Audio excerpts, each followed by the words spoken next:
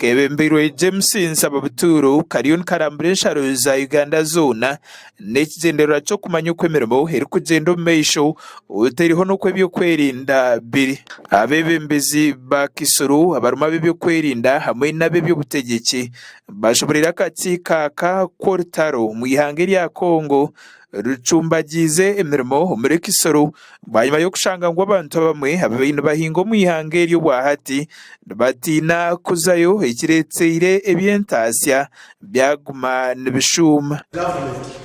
It's too hard for Kisoro people and other people who would wish to transact businesses to cross there. These domestic transactions like buying, selling food, it can't be carried out freely because these labels are so selective in the manner that whoever is not their friend can't just cross and transact anything from there. Mbegambo bye James Nsababuturo washoborera okukiriye cyo kushwazana ukushangwa East Africa ine eby'ubwega bingi bimwe ahabyanga omunsi yona ebikiri ebyoro munonga. Without that partnership, we are not going to survive. They will continue exploiting us, they will continue getting our resources, they will continue messing up with our affairs simply because we are weak.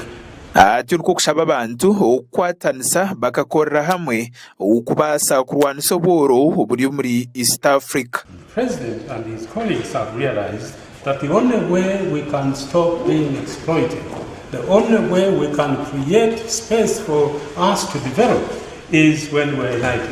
Muringo ngogumwe Lucy Akero ry'umyishingirukazi aba Omuri district kando w'ekibinata FDC muringo ngogumwe urshado minister aba East African community asimira mu bembezi w'ihanga abukora ikiri kubasika cyona ukugeita amahanga ga Africa. But I want to in a very special way thank the president who has, for him, like the chair has said, like he has this very strong vision for East Africa, and that's why he even motivated DRC to join East Africa, now Somalia.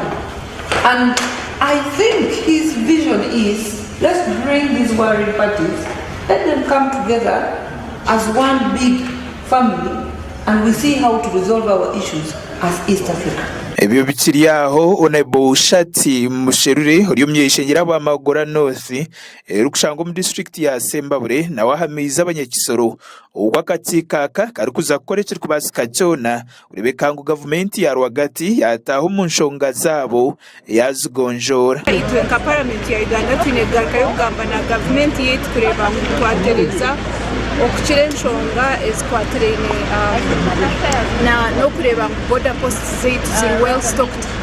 Sanyu Erasmus Chairperson w'entebe ya kashatu aba town council ya Tsanka irukutana n'ihanga rya Rwanda washoborera nagira ngo enkwatanisa hagati yabo hamwe n'ihanga rya Rwanda n'inunji munonga. Now the border is now open, business is going on well.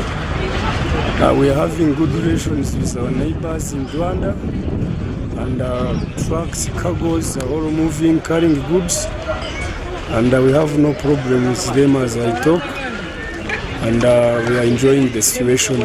Wahati emotoka z'ebyobushobozi tizikira abahansharo yabunagana kuzagoma urekana zibanza zirabatanka zo mu ihanga rya Rwanda na bwanyuma zibona kuzagoma.